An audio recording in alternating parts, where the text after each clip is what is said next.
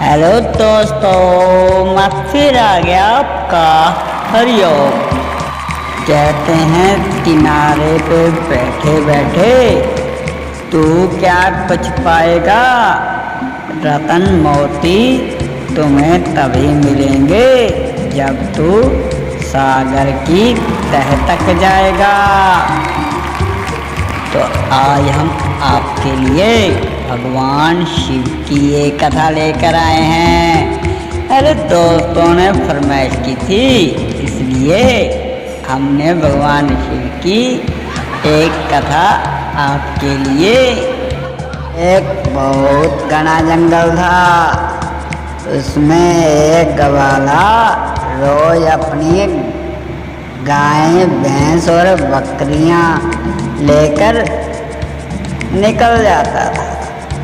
उसको एक दिन एक संत महात्मा उसी जंगल में ध्यान लगाते मिल गए और उसने उस संत से पूछ ही लिया, महाराज आप आंखें बंद करके किसका ध्यान लगाते हो और किससे बातें करते हो? तो वह संत महात्मा बोले, हम ध्यान लगाते हैं और भगवान से बातें करते हैं। अरे हमें भी बता दीजिए। वह बोला, कोई मंत्र यंत्र कुछ तो हमें दे दीजिए जिससे हम भी भगवान से बातें कर सकें। यह सुनकर संत महात्मा ने उसे आंखें बंद करके सांस रोकने के बहुत से आसन बताए, जिसको अलोम विलोम भी बोला जाता है। पर वह बहुत भोला था। अरे तभी तो भोलेनाथ के दर्शन करने के लिए ज़्यादा उत्साह उसके मन में भर गया और वह कवाला जल्दी ही भगवान की प्राप्ति का साधन करने लग गया। वह जानता नहीं था सांस रोकने से भगवान की प्राप्ति नहीं, मृत्यु भी हो सकती है।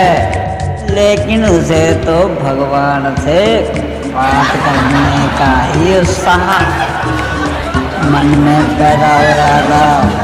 उसने आंखें बंद करके नाक को दबा दिया, तभी उसके प्राण निकलने वाले हो गए। अरे उधर भगवान शंकर ने भक्त के भोलेपन को देखा और तुरंत ही उसको दर्शन दे दिए और कहा, हे ग्वाले, जिस भगवान से तू बातें करना चाहता है वह तेरे सामने खड़ा है। जैसे ही ग्वाले ने आंखें खोली, देखा गले में सांप, हाथ में त्रिशूल और दूसरे हाथ में डमरू लिए भोलेनाथ खड़े थे। लेकिन उसको कौन सी पहचान थी, यह जोगी है या भगवान? वह ग्वाला भगवान से बोला, अरे भाई, मैं कैसे मान लूं कि आप ही भगवान हो?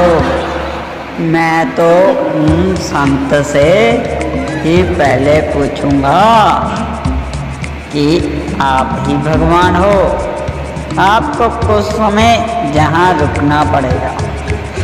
वो वह ग्वाला गाय भैंस बांधने वाली एक रस्सी से भगवान को बांधकर उन संत महात्मा की खोज में निकल जाता है, जो उसको आसन बता कर गए थे। वह भी कुछ ही दूरी पर पहुंचे थे और उसने जाकर संत महात्मा को कहा, महाराज रुकिए, मेरे पास भगवान आए हैं, लेकिन आपको उनकी पहचान करनी है कि भगवान ऐसे ही हैं वह संत महात्मा पहले तो ना नुक्कर करते रहे कि कौन सा भगवान, कैसा भगवान, अरे तेरे पास कैसे आ गया, ऐसे बातें करके उन्होंने